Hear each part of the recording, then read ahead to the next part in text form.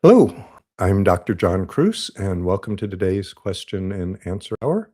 So, I'm here to try to answer questions about the video I released this past week, or about ADHD in general, or more broadly about mental health questions.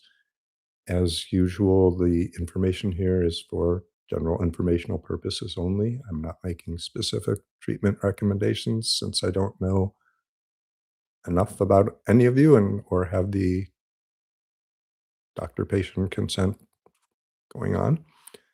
Um, I don't think there's any other housekeeping things other than that we have another week before European friends jump onto daylight savings, and again, I'm continuing on the standard time by US mainland time. So the video that I released this past week, so again, I'll summarize it for a minute or two and then jump into the questions. And I already see there's a couple good questions.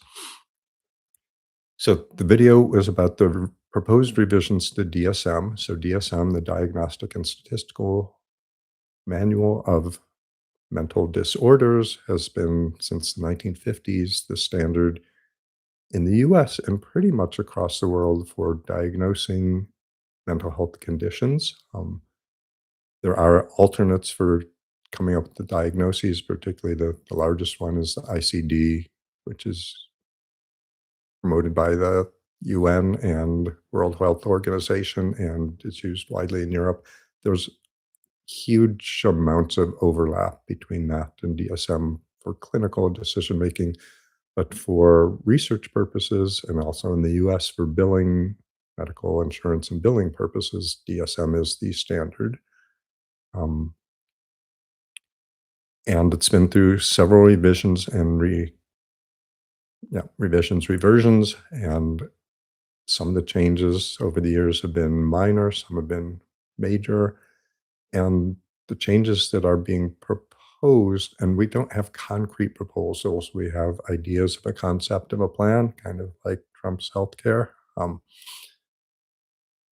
the fact that they have made public speeches and put in writing what they're suggesting they're going for is probably a good indication that's where things will wind up. And it looks to me like they will be major changes. So unlike DSM-5, which throughout the 5 axes of mental health evaluation that were in DSM-3 and 4, and we're going back to a more structured approach that is addressing more than just diagnoses, so that there are 4 subcommittees that have been set up to help with this revision of DSM.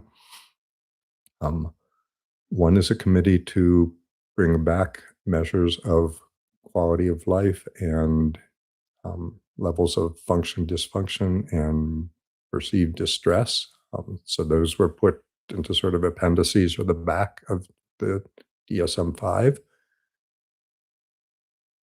They suggested a model as for measuring dysfunction is the HUDAS. So there's a World Health Organization measure of function, which unlike the global assessment of function in DSM-3, which brought in some global levels of how well is someone functioning at work, at school, at social interactions, and the rest of their life, but also mixed in symptoms so that if you had suicidal thoughts, even though you could be functioning really well in all these other realms, that could drop your score by as much as 50, 60, 70 points on a 100-point scale.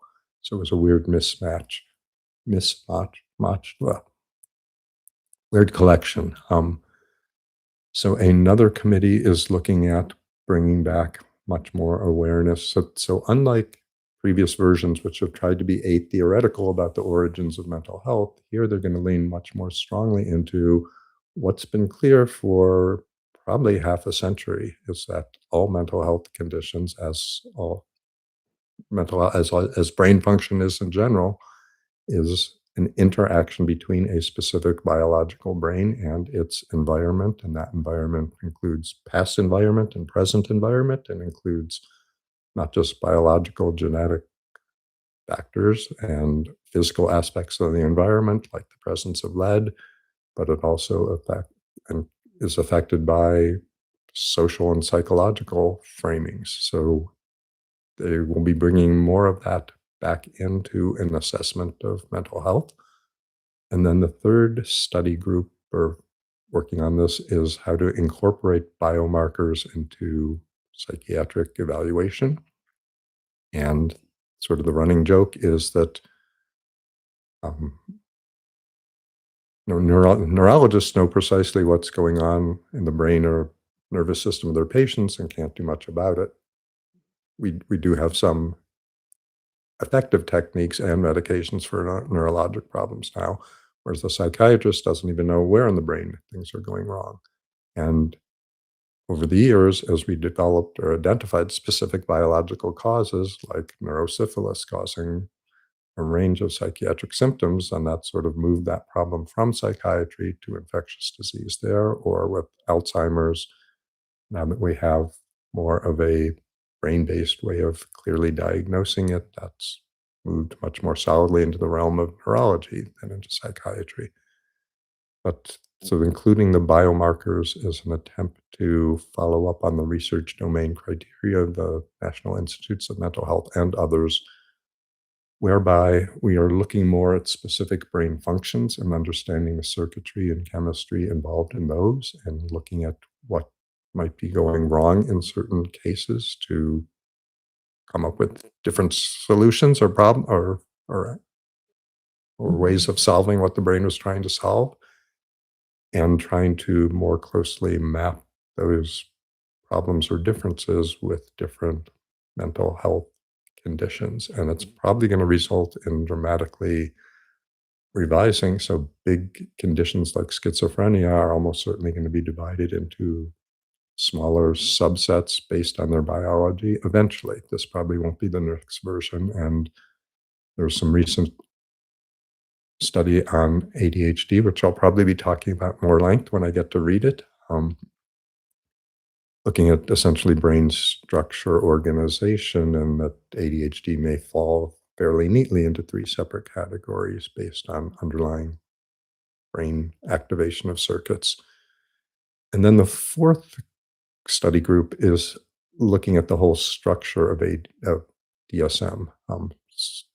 And that is, again, for DSM-5, the last decade plus, it lists 20 different groups of mental health disorders, like mood disorders or eating disorders, and almost all the other information or aspects of an evaluation are sort of shoved into the appendix and devalued.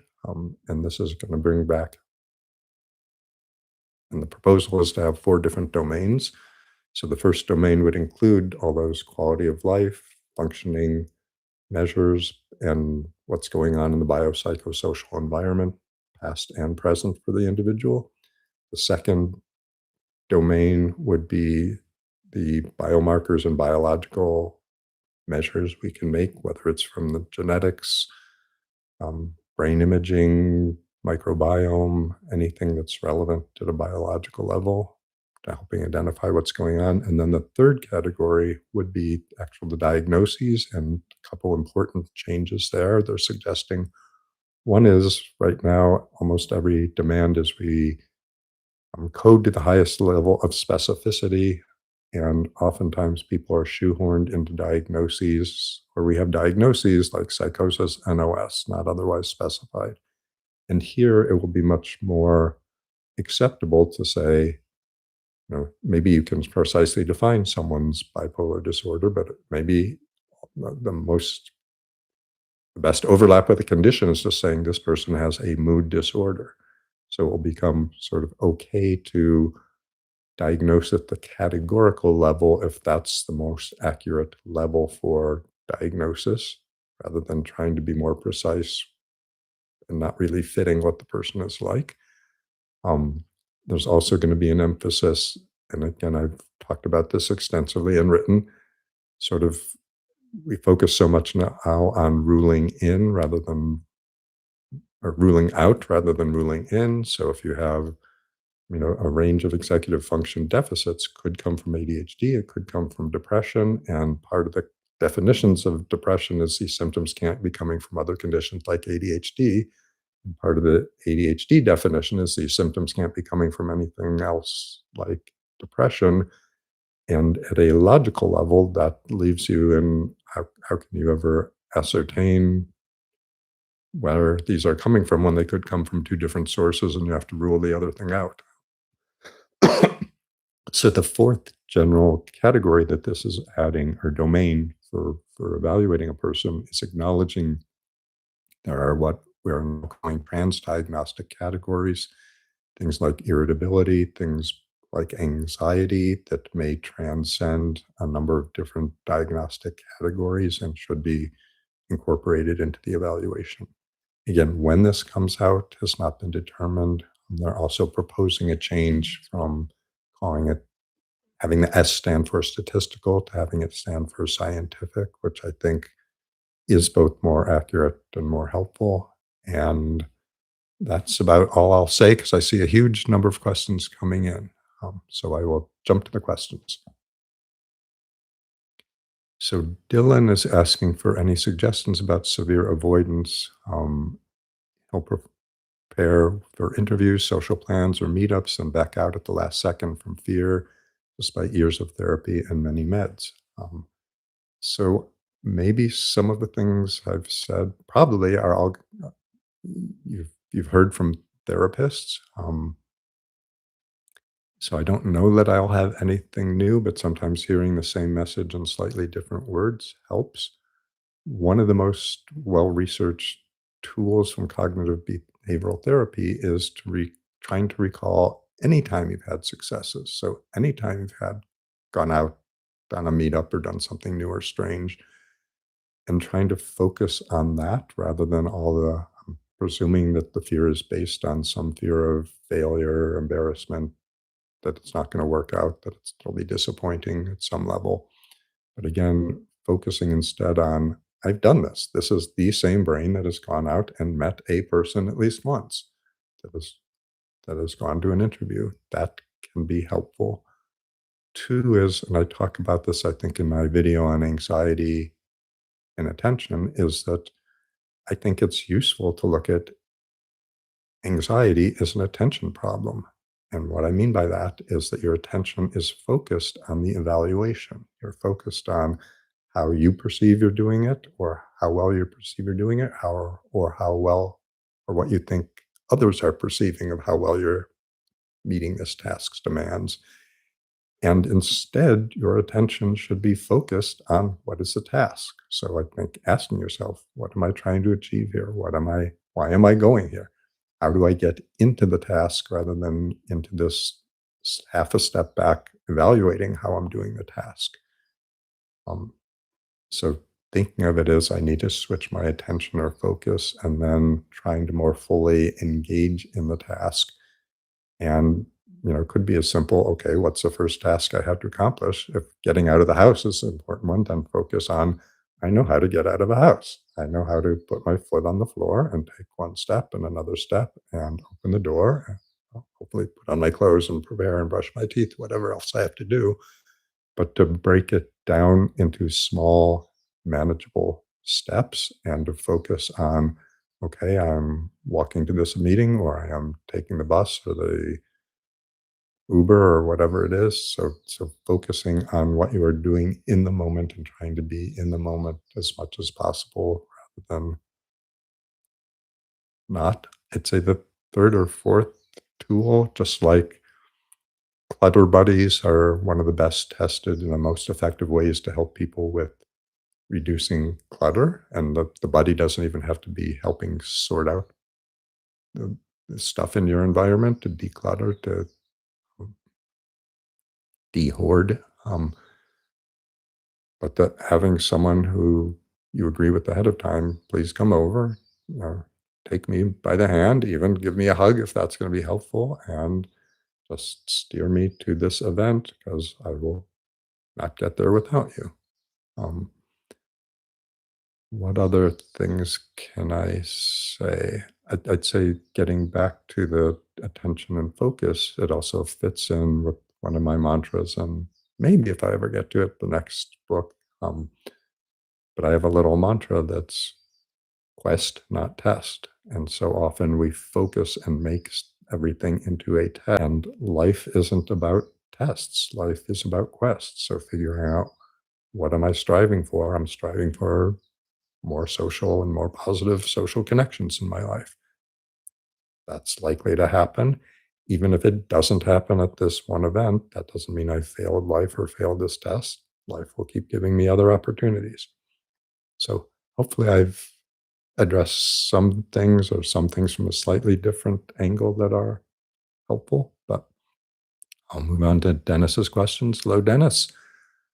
So Dennis asks, can sleep apnea impair executive function? So that's a great question. I think I have a little bit about it in one of my talks on sleep, but I've certainly written about it.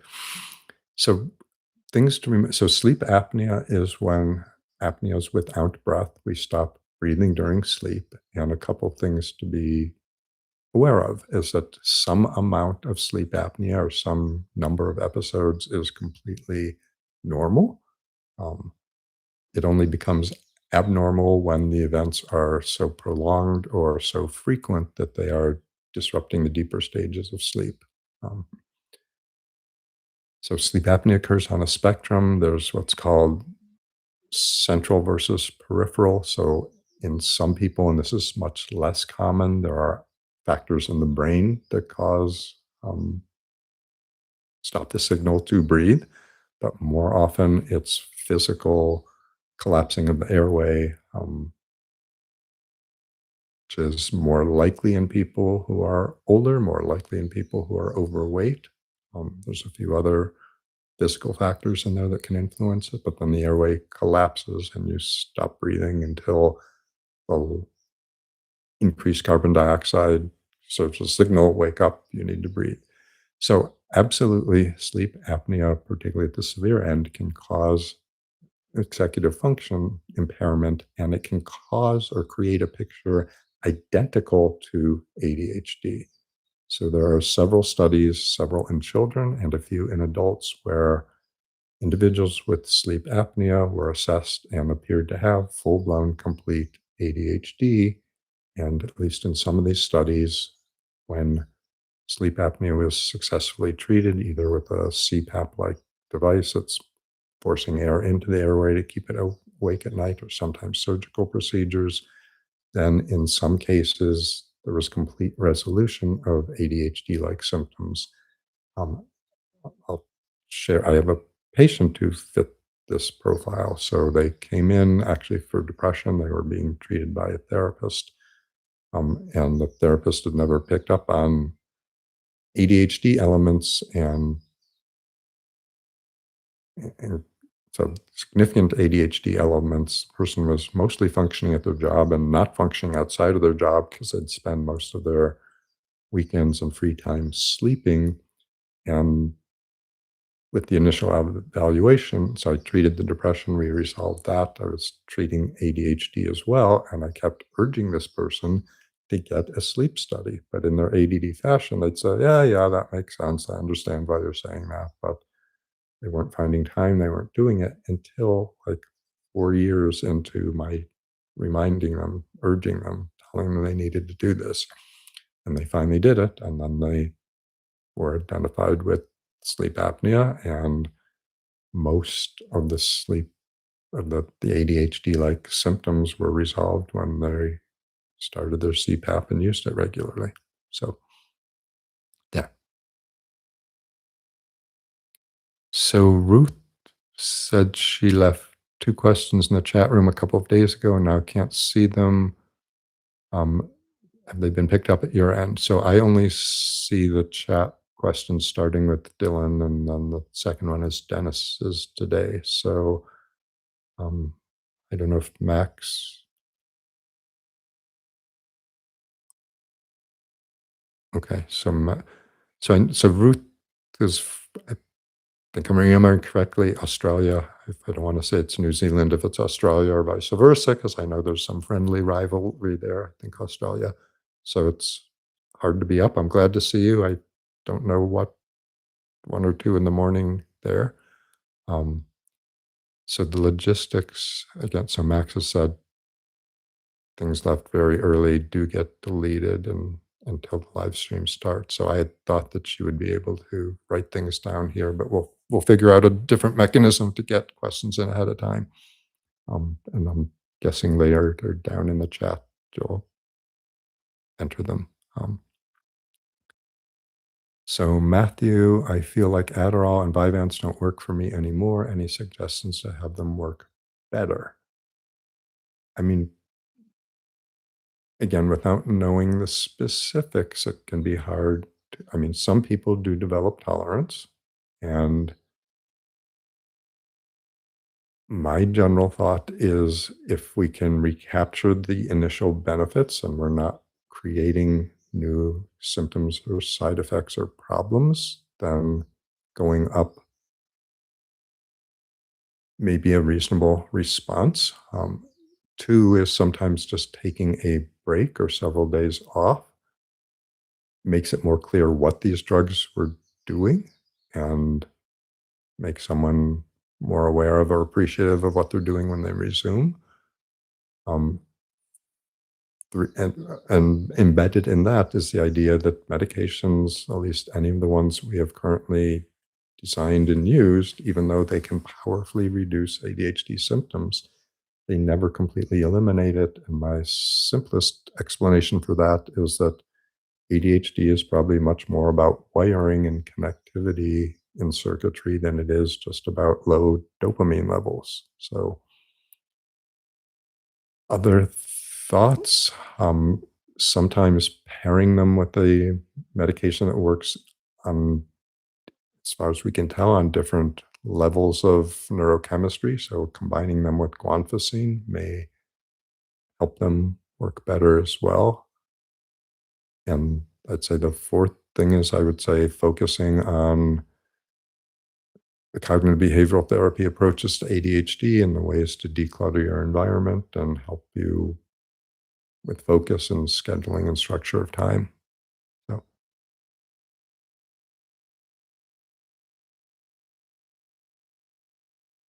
so you're welcome, Dylan. And Dylan's also asking, what are my thoughts on stellate ganglion blockade for PTSD?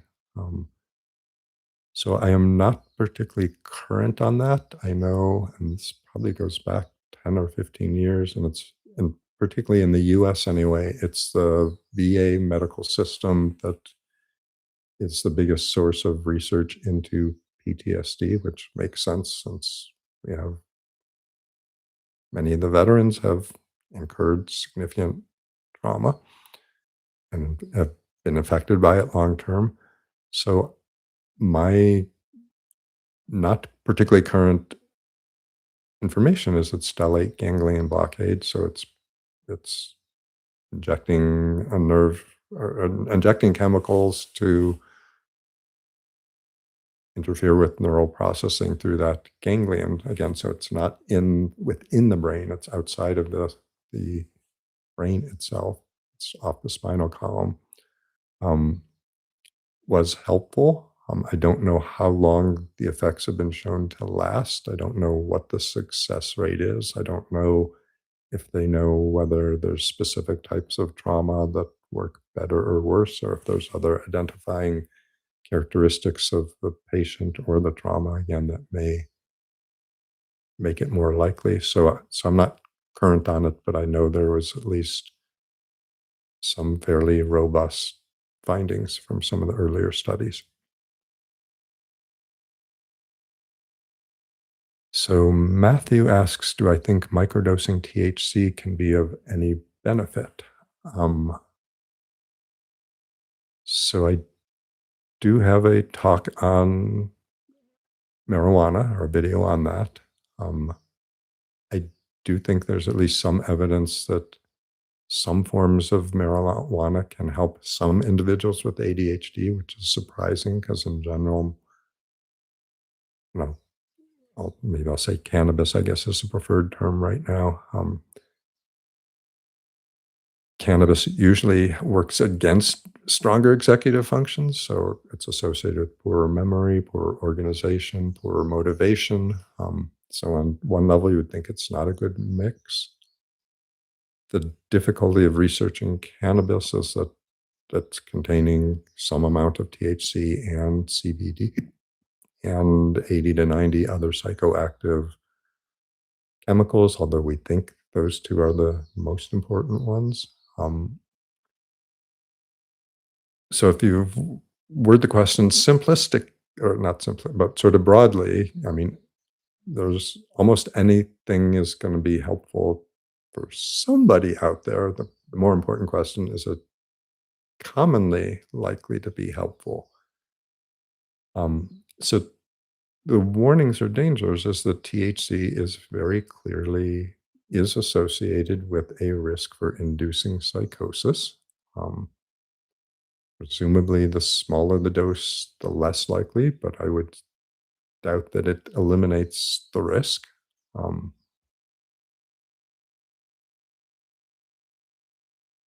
Whether the risk is low enough for you, I mean, that's an individual decision. If for anyone who's had any past history of psychotic episodes or anyone with a family history, I would strongly be wary of any medication, including stimulants, that have a risk for that. So far, some of the data on microdosing of substances have been more. So the other things are, what does microdosing really mean? The term is vague and just means smaller dose, and how much smaller is not usually clearly defined. So that makes it hard to study or draw conclusions. With psilocybin and some of the other psychoactive non-medicated psychoactive substances that have been studied, it's been hard to detect benefits from microdosing regimens. That again doesn't mean it's there, it just means we haven't been able to detect them. So again, I would say with THC, I would be cautious.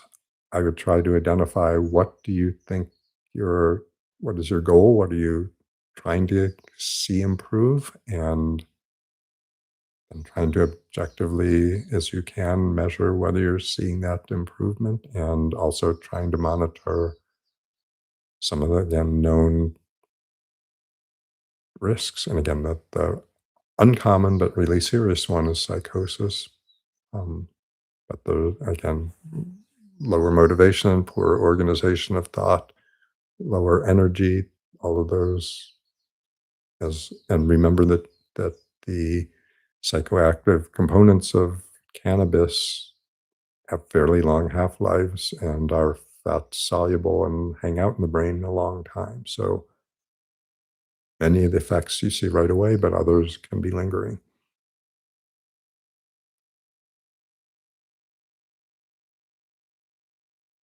Yeah. So Max, who's been helping me quite capably for I think a year and a half now, plus, particularly with the sound on the old recordings, his handle here is Flynna. So I know it might be confusing when I refer to him as Max when that's not what the handle looks like. Um, so hello, Daniel Wexler. I seem to always have to pee when on Adderall after no side effects of being on it for 6 months. I have less feeling off meds for a week.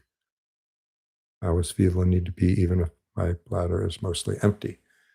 Yeah, so the sphincters that control urine flow out of your bladder, and there's sphincters in the male further along the processes system as well.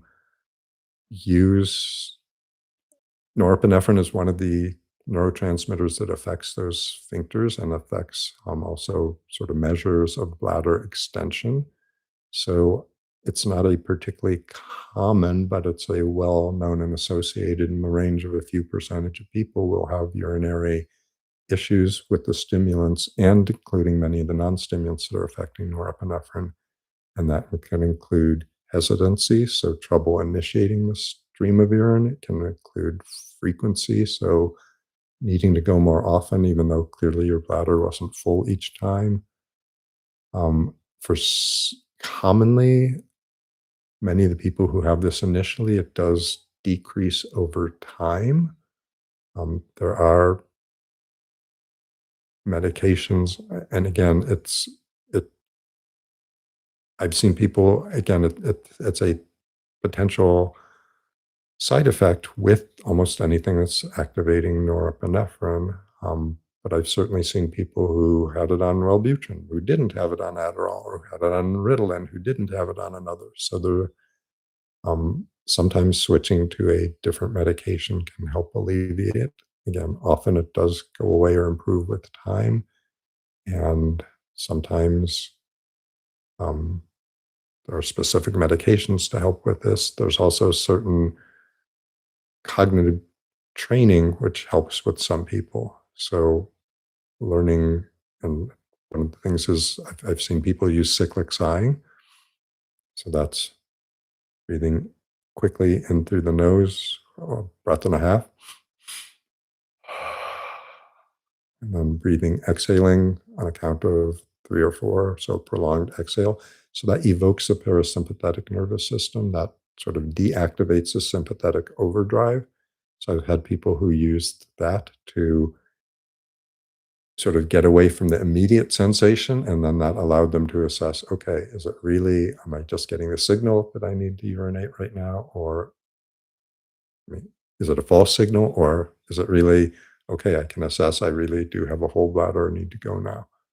So, and then the last remedy would be there are medications that are used for people with bladder and urinary tract overactivity issues that may be helpful, but that would always be the last choice of jumping to a medication. Um, so, Dylan, do I see autism as an intrinsic neurotype or partly as a label based on deviation from social norms? If autistic traits were the norm, would autism still be considered a disorder? So we're jumping into a bunch of different questions at different levels. One is sort of semantics and the labels we use. So, as you noticed in my DSM talk, I don't call any of these things disorders anymore. Absolutely, can schizophrenia cause distress and dysfunction? It can. Are there people who can live with schizophrenia in probably in certain cultures more easily than others who don't experience much distress, and how we're, depending on how we define dysfunction, may or may not. So I think condition is a more neutral and I think actually more accurate term for all of these. And condition fits more with a neurodivergent frame. So one issue is labeling. The other is, um, yeah. So I think what I would call, and this is probably bad use of labeling, real autism is a reflects an underlying neurodivergence that that person's central nervous system is wired differently. So they are more likely to respond to certain stimuli and not respond to other stimuli that the mainstream population is more either sensitive to or desensitized to. Um, and I do think that some people who are labeling themselves as autistic right now, some of them clearly fit that definition or criteria, and others don't seem to have those brain differences, but have brain differences that are probably more related to what I would label social anxiety or discomfort with others. And you can certainly have both together. So I'm not sure if I've answered the question there. Um, I mean, if autistic traits were the norm, would autism still be considered a disorder? I'd say, I mean, so some of this, I think what some of the, what, an analogy that might make this clearer would be looking at vision. Now, we claim that there's some standard thing called 20/20 vision, which is just comparing someone's individual acuity of seeing objects at a distance compared to the general standard. But we know that over time, human vision is actually altered, and it's altered as a result of some of our en- engagement in tech and close up screens and looking at things far. And in general. So if everyone, so we pretend it's some objective, true measure of what a normal human is like, but we know that that norm has actually changed um, and adapted over time. And maybe in some world where nobody goes outside and interacts with anything further than them from 5 feet, that won't matter at all. And our self-driving cars can navigate for us. So, I mean, almost by definition, if everyone is doing this, then it's not a problem. That's just our society might have a problem, but problem compared to what? If we were red-tailed hawks or great horned owls, we would think that all humans should be wearing glasses because their vision is so inadequate and poor. Um, so Ruth is suggesting comparing DSM with ICD, and um, so I may go that direction. So it's comparing, so DSM, which is again designed, promoted, and it is a big money maker in terms of selling the manuals for the APA versus the ICD. So the WHO-DAS itself, I mean, uh, the WHO-DAS itself is a specific 36 question test measuring functioning. So the World Health Organization product, and it's already has at least a second version. Um, so the task force for the DSM commented favorably about the WHO-DAS in terms of reliability or accuracy in assessing function in 6 different domains, and I can't remember all 6 of them. Social interactions, sort of the culture at large interactions, cognitive functioning, mobility, and I'm not remembering the 6th one. But they also commented that that's probably too much time and too much effort that then you'd want to spend in terms of an evaluation for every person who's coming in for a mental health condition. Um, but the downside is the more you simplify, the more you leave out questions, you're left with less information. So there's a trade-off between lots of information and thoroughness versus something that's practical. Um, so Dan Knowles Wexler's referring back to a discussion, like sensitization of bladder afferent signaling, but I have no idea. Could amphetamine for ADHD cause this after months of use with no side effects, any cures? So I hope so again, usually, most commonly is that bladder issues are there early on, but it's not always. It's not particularly bizarre or unusual for them to show up after months. Again, they can still go away on their own. Essentially, the brain wiring, relearning how to interpret those messages. And the cures are, I mean, one, potentially changing medication, even though another medication may still be affecting norepinephrine. Two, sometimes just going down on the dose. Re-giving it time for sort of cognitive retraining, and then 5 medications. So Dennis asks, is Aricept useful for ADHD? And I think in my I think it's on memantine. So Aricept is one of the earlier ADHD medications. So it's a no, it's a cholinesterase inhibitor. So it's preventing the destruction of choline, acetylcholine, and acetylcholine neuron destruction is prominent in the early stages of Alzheimer's. Um,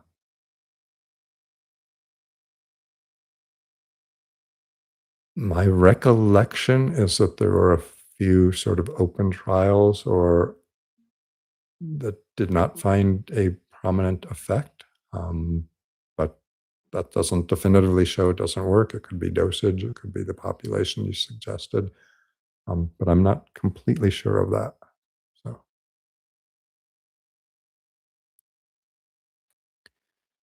so Mark asks, does zopiclone interfere with ADHD medication? So zopiclone is what they call one of the Z medications in the US. There's zopiclone, zolpidem, and zalopron. I think I got those right. So Ambien, Sonata, blanking on Lunesta. So these are all drugs that work on a subset of the benzodiazepine receptors that are specifically sleep related and not particularly anxiety related GABA subsets of the system. Although all of them, if you go up to dosages high enough, and high enough is 4 or 5 times their standard dose, they're already are interfering with other parts of the GABA system and behaving more like full benzodiazepines. So, I mean, if you took zopiclone during the day, it would be interfering with arousal and some of the other, um, and clearly ADHD stimulants are boosting arousal. If you're taking zopiclone at nighttime, then presumably, and most of the studies suggest most of the um, so zopiclone's half-life,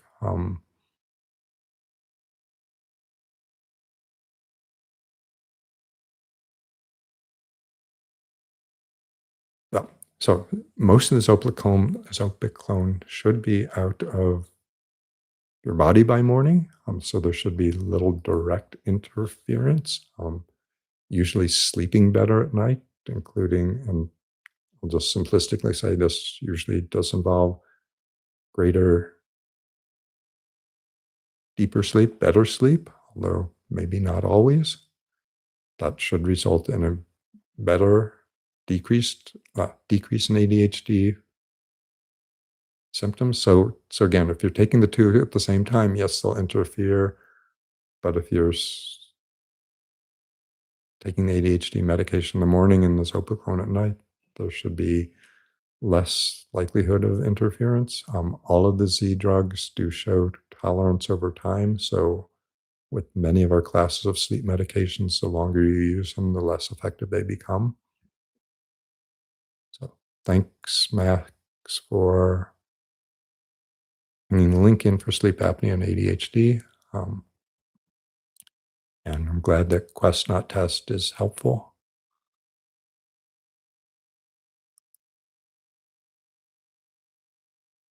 Yep. So Ruth is in Australia and it's 3 a.m. So thanks for being up. Thanks, Max, for providing the link on marijuana and ADHD. So Dylan's getting back to avoidance. Started after trauma. Does that make it less likely to respond to medication? At this point, I'm mainly considering phenelzine and SGB after trying the mainstream options. Um,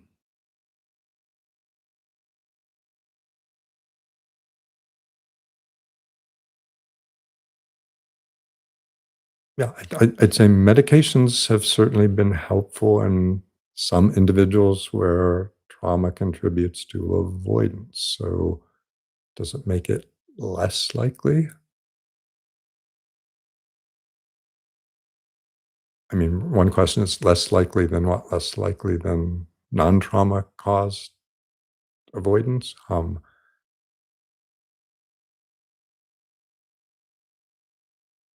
Yeah, I'm not aware of evidence that that would be strongly the case. I mean, part of when we know that cognitive behavioral therapy works for panic attacks, for example, we know that cognitive behavioral therapy is changing biochemistry.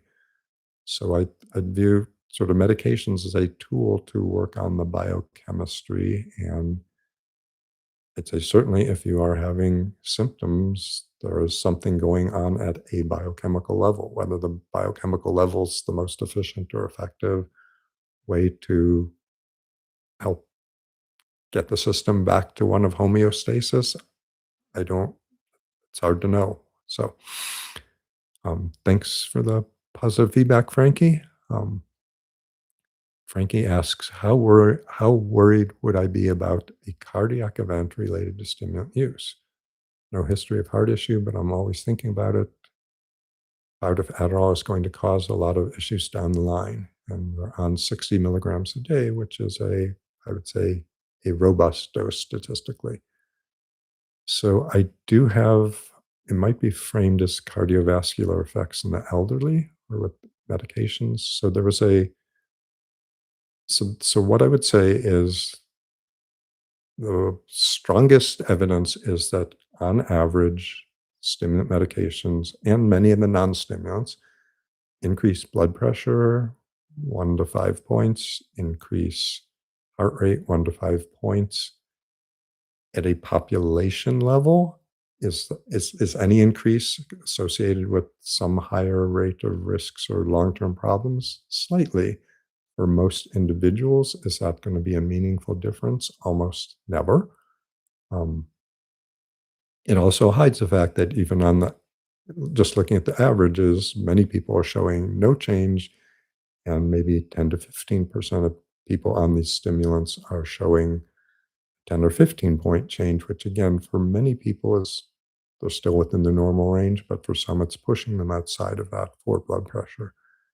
So most of the studies looking at more serious events have been fairly short-term studies, but there was a report came out a year or two ago now that had some data going out 17 years, and it was trumpeted as showing, oh, the rate of serious cardiac events is almost doubled for people on stimulants. But a couple things.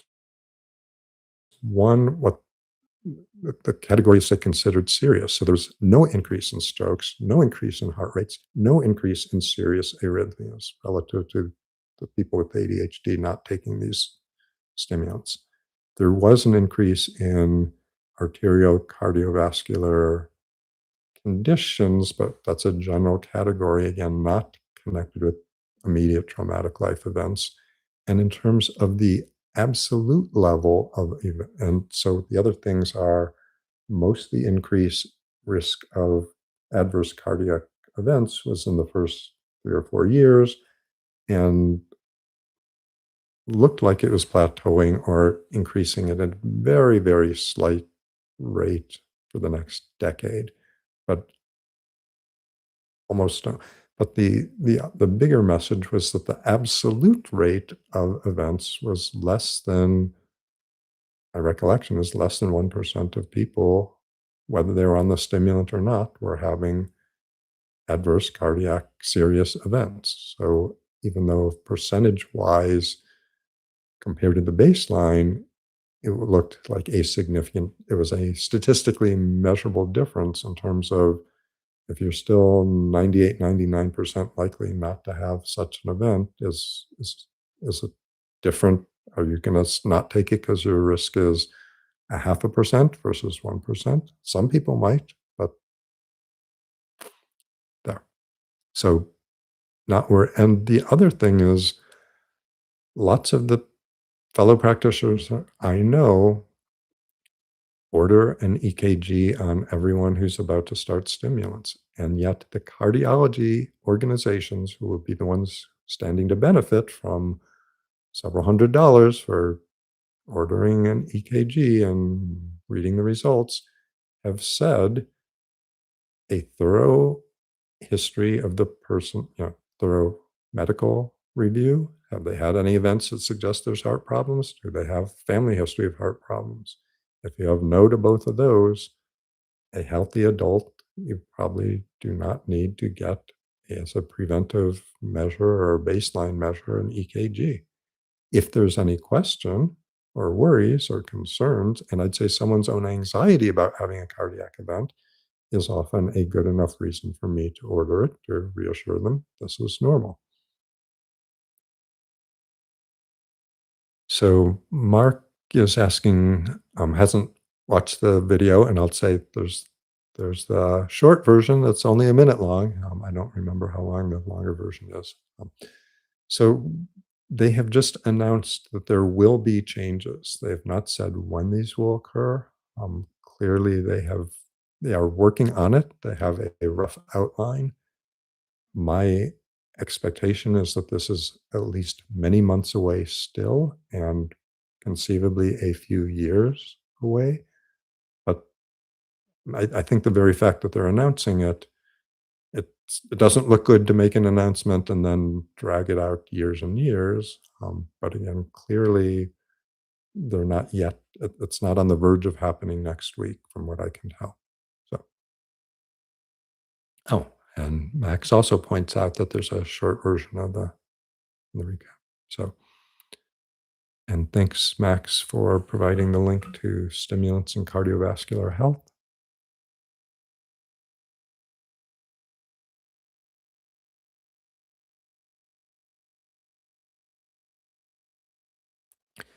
So Dylan asks a couple, I'd say, philosophical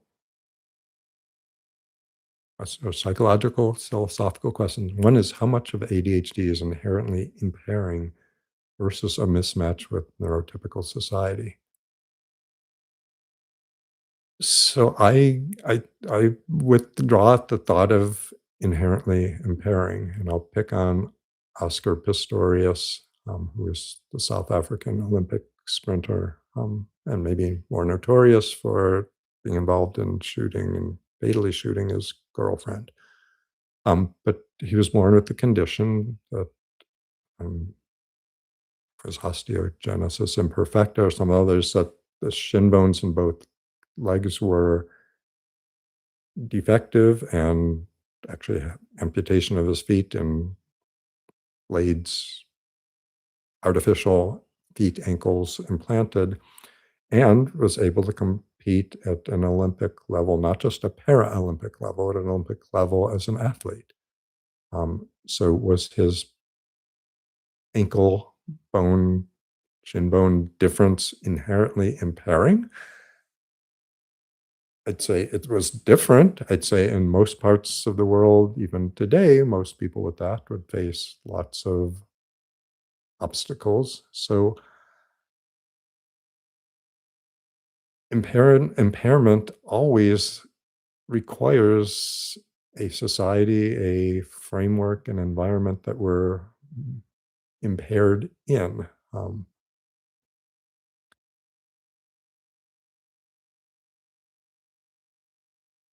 So in terms of our today's society, statistically, if you look at a group of individuals with ADHD, we can see that whether it's educational attainment, whether it's financial income over their lifespan, whether it's the likelihood of having serious car accidents or other physical accidents, whether it's early death from suicide or other causes, whether it's there are a lot of ways someone winds up being statistically more likely to run afoul of society or run into other potentially impairing consequences. I guess the better, some of this leads into is, why, particularly, and I would argue much of what we've studied historically is ADHD. Genetics plays a major role, but I think we can, as we talked about sleep apnea at the beginning here, we can replicate a full ADHD profile of symptoms, often which respond to some of the same medications and non-medication treatments. Um, so what we call ADHD is right now a collection of symptoms.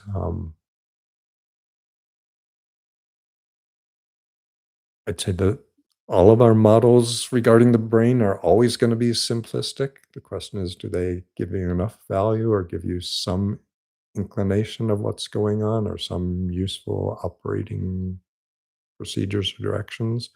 So even though I sometimes refer to it or rely on it or suggest it in my book,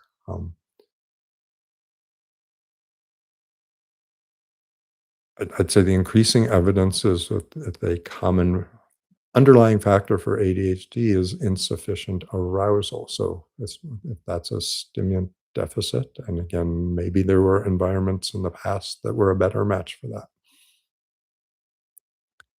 So Hanshin is says that they've been taking Vyvanse 70 milligrams for months, but as of late, it seems like I'm getting sleepy rather than getting focused. Does this sort of change normal? And if so, how do I return back to normal?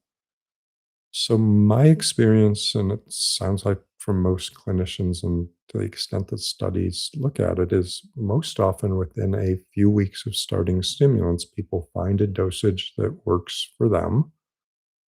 Um,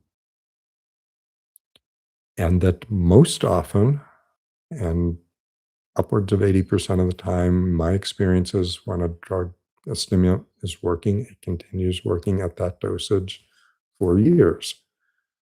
But that some people do need to go up and some people do need to go down after that time. So some of this is a different version, I think, of one of the earlier questions. Um, so it's not a shockingly unusual response.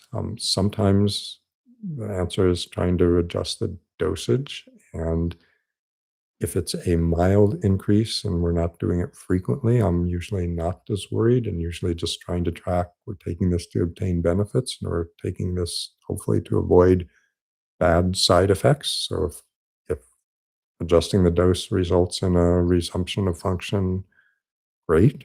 And again, my clinical experience systematically looked at showed that most people do not need to keep escalating dose. Sometimes, again, just taking a break for several days to a few weeks helps make it more clear what it was doing and or might help reset how it was helping. Um, I'd say fairly often going down on the dose may paradoxically show better results than going up, so it's worth trying both. What else can I say? I'd say that other thing is to look for, are there other aspects of life that have changed? Are you more less guarded or vigilant at work because you've been more accurate in the work you've done or more on time, or you're getting better feedback, so there's less pressure than you were accustomed to, but it might be healthy having less pressure in that way.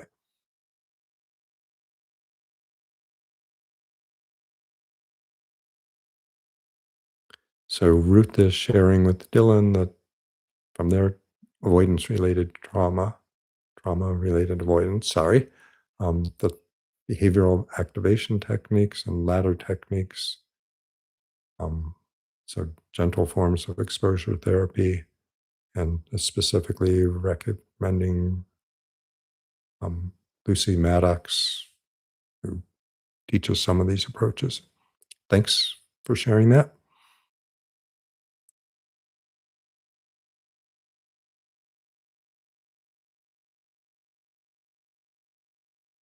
So Hanchin is also noticing that they're feeling sleepy now happened after they took a single dose of Calbri but discontinued it due to insomnia.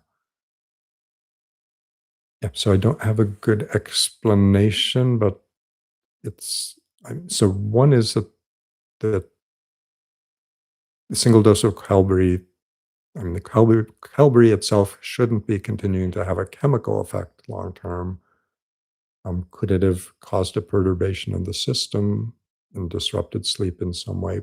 Possibly, but I would probably argue that that there are ways, and maybe through cognitive again reprogramming or changing, that you can, I mean, particularly so much of sleep is dependent on feedback loops and expectations of, are we going to sleep? Are we not going to sleep? How well are we going to sleep? And the worry and anxiety embedded there. And that there may be successful approaches to helping re-regulate sleep that may restore the daytime benefits. So thanks all of you for a great set of questions. Thanks for being so engaged. It looks like probably this week or maybe today we're going to hit 16,000 followers, not to focus on that. Um, but that suggests that there's useful information here that lots of people can benefit from. So share it with others. And thanks for being here. And thanks, Max, for being so prompt with the bringing up the links to the videos and for keeping things moving smoothly. So I will be back next week. Stay healthy, stay happy, and try to stay as sane as you can in a not particularly sane world right now.